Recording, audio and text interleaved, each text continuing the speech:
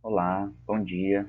Eu sou o professor Augusto Francner, professor de Filosofia do sétimo ano. Na aula de hoje nós iremos estudar sobre o neoplatonismo, esse movimento tão importante na época da Grécia Antiga.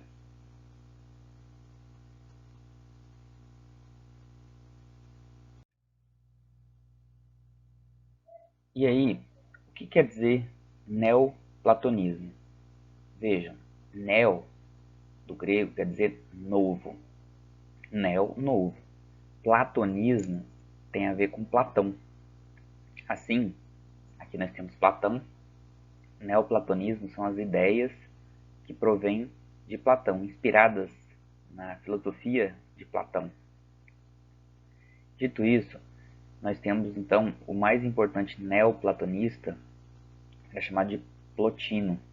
Ele viveu dos anos 205 e 270 depois de Cristo, ou seja, no século 3, tá bom? Então ele viveu no século 3. Para Plotino, o mundo era dividido em dois polos, o polo da luz e o polo das trevas.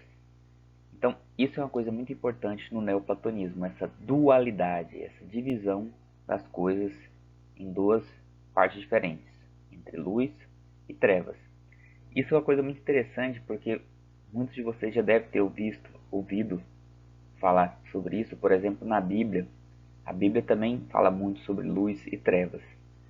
E por isso, muitas das ideias neoplatônicas eles acabam estando dentro do pensamento do cristianismo, apesar que o pressuposto, né, a base de um é totalmente diferente do outro.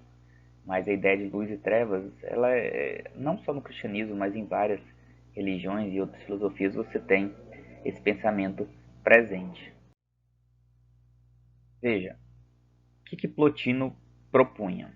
Ele propunha que existia uma entidade superior, metafísica que a gente fala, ou seja, acima de toda a criação, que ele chamava de O Uno. O Uno, não é aquele jogo, né? Porque o Uno é um, né?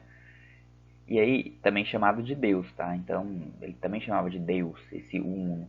De novo, mas lembrando que o Uno e Deus aqui para Plotino é diferente do Deus da Bíblia, né? Então, as ideias são diferentes. O Deus da Bíblia vem de Yahvé, ele tem uma origem na filosofia hebraica, né, dos judeus. E aí, voltando àquela ideia de luz e trevas, para explicar melhor isso. A luz, de onde que surge a luz? A luz, ela é proveniente do Uno, ou seja, de Deus para ele, do Uno. Então, toda luz emana do Uno. Então, aqui, pegue essa figura aqui. Então, a ideia dele é que toda luz que existe nesse mundo, ela vem do Uno, de Deus. E, e é obviamente que essa luz alcança lugares, alguns mais, outros menos.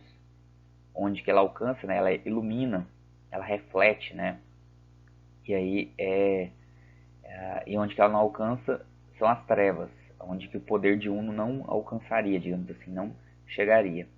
Para entender isso melhor, talvez uma boa ilustração é de uma fogueira. Então pensa que a luz divina de Uno, ela brilha como uma fogueira. Então a fogueira é a própria, como se fosse a luz de Uno, a luz de Deus. E essa luz, ela brilha e aí ela reflete nas coisas criadas, no homem, nos animais, nas plantas, na água, nas rochas, como centelhas. Talvez você já ouviram isso aqui, eu tenho uma centelha divina. Então essa ideia de centelha é muito do neoplatonismo. Só que assim, para Plotino existem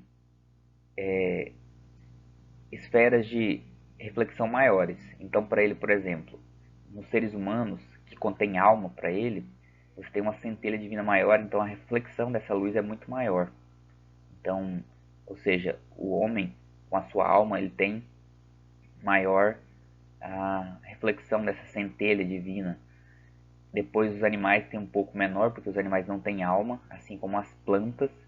E onde que essa centelha divina alcança menor alcance, digamos assim, é na natureza, nos elementos inanimados.